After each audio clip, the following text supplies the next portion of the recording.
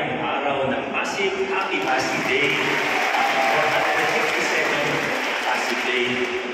Sa ngalan po ng lokal na pamahalaan ng Pasig, ako po ay taus-pusong nagpapasalamat sa bawat isa. Unang-una po siyempre, kina Father Mar. Father Mar, maraming salamat po sa lahat ng aking mga kasama sa ating LGU, lokal na pamahalaan, kay Congressman Roman Romulo, Vice Mayor Dodol Jaworski, sa ating mga bago pong sanggunian paglungsod, lalo na sa mga konsehan na may birthday, sa mga kasama ko pong kawanin ng LGU, dito po ang ilan sa mga department head natin. Meron din po tayong department head na may birthday. At sa bawat isang Pasigenyo, mula sa mga CSOs, sa mga barangay, at sa mga iba po sa inyo, may birthday din po. Happy birthday sa lahat po ng may birthday ngayong araw na ito.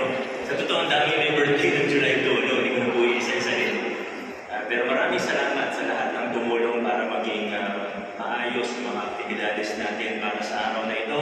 Di ba po tayo tapos hanggang mamayang gabi? Sa buong linggo na ito, may mga activities po tayo para sa ating pagdiriwang sa araw ng Pasig. Mula po kahapon sa paglansad natin ng libreng health check para sa mga senior citizen hanggang kaninang umaga sa ating civic parade, dito sa ating misa ng pasasalamat, hanggang mamaya sa gabi ng pasasalamat, yung concert po sa Bridgetown, Barangay Rosario, at muli po, marami pa po. Alam ko, special ng working holiday po ngayon, pero talagang pumasok pa rin ang ating mga kasama mula sa Peace and Order Department, sa ating TPMO, sa mga staff natin, Mayor's Office, ang kulinan, lahat po. Hindi ko na po siguro isa-isahin, pero napakasakato na sila yung punong kabalat.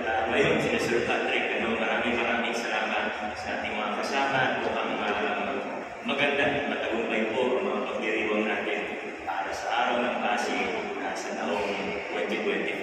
Kaya po nang sabi ni Father Mar kanina, marami naman sa atin dito mga leader, mga opisyales, mga department head, unit head, pati sa leaders sa ating mga komunidad. Naway gabayan tayo ng Diyos na tayo po ay makapagdesisyon at sunod po sa kanyang plano. Maraming salamat at sigurado po na maliwanag ang kinabukasan ng ating lungsod, and the next 452 years will be even better than the first 452 years. Maligayang araw ng Pasig sa bawat isa.